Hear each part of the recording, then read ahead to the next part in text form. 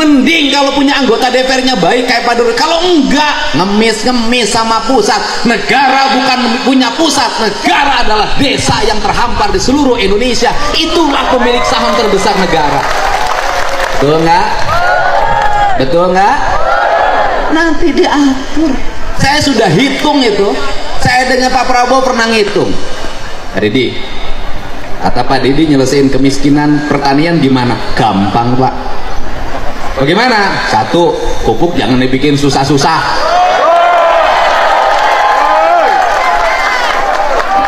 Ya jangan dibikin susah-susah. Bikin pupuk susah banget, aturannya banyak banget.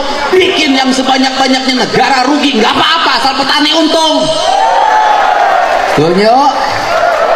Dua, saya katakan setiap buruh tani harus punya sapi. Bantuan sapinya jangan kayak kemarin-kemarin Pak, dari Kementan, kurus-kurus, tua-tua, nggak mau hamil lagi. Itu saya bagiin sampai 2 tahun ke saya, Pak, nggak sanggup. Kenapa? Sapi saya nggak bunting-bunting. Mungkin sama kamu lakinya kurang. Kasih dong sapi yang unggulan, yang bibitnya gede. Kalau bisa yang dibagiin yang sudah bunting, di IB dulu sama kementerian, baru dibagiin. Betul nggak? Satu petani dengan Bu sebagai buruh tani atau luasan di bawah 1/4 hektar, kasih 5 ekor.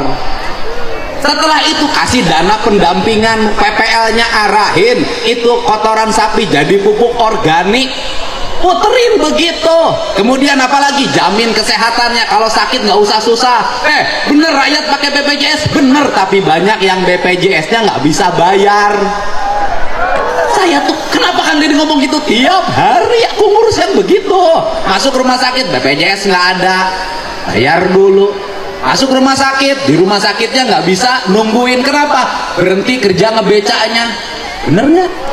Nah, jadi gratisin itu pelayanan kesehatan. Yang berikutnya apa lagi? Bangun rumah sakit, jangan numpuk satu tempat. Ya, kabupaten harus punya rumah sakit rujukan, nggak usah operasi ke pusat kota, cukup di kabupaten. Turunin dokter-dokter terbaik di situ.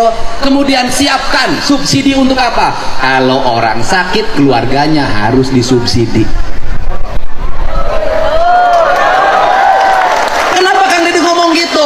Suaminya sakit, bininya nungguin. Yang nyari duit siapa? Saya ngalamin, saya pernah punya kebijakan, kalau keluarganya sakit, yang nungguinnya saya kasih uang saku 100.000 per hari. Bisa negara? Bisa. Bisa nggak? Bisa. Sekolah, bikin perguruan tinggi udah dirancang oleh Pak Prabowo kan, sekarang sudah ada politeknik di NTT, nanti terus begitu.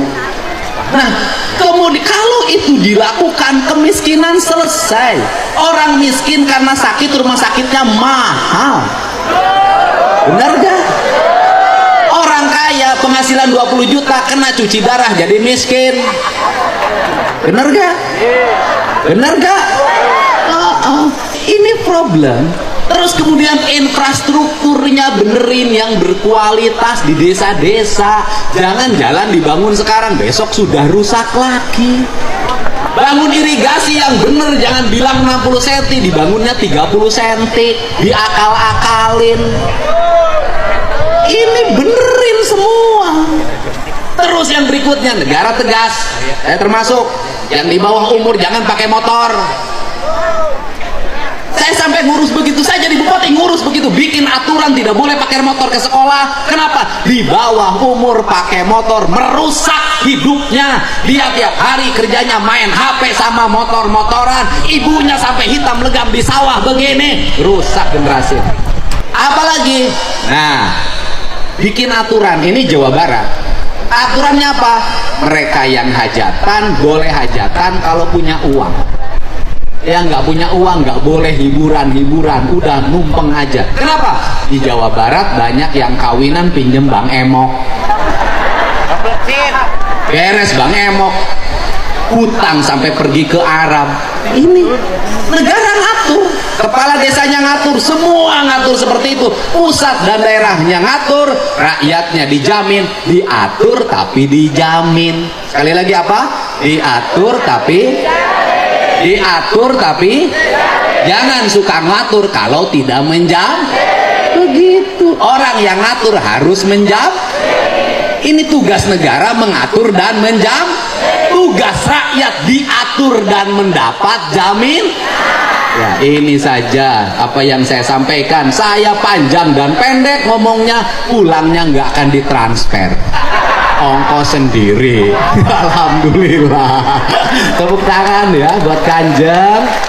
Saya kebetulan saya tiap malam keliling untuk menyampaikan pesan-pesan Pak Prabowo. Tadi malam di Cirebon, sekarang di sini. Nanti malam saya harus ke Bandung, besok saya ke Bekasi. Saya tiap malam keliling untuk menyampaikan pesan. Saya ingin Indonesia kepemimpinan Pak Jokowi diteruskan sama orang yang jujur, orang yang otentik bukan kosmetik, orang yang tidak suka pencitraan tapi ngomong apa adanya, orang yang selalu dihianati tapi tidak pernah mengkhianati.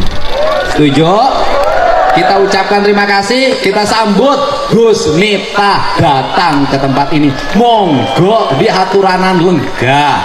Atur nuhun. Wallahu muwaffiq ila aqwamit thoriq. Assalamualaikum warahmatullahi wabarakatuh.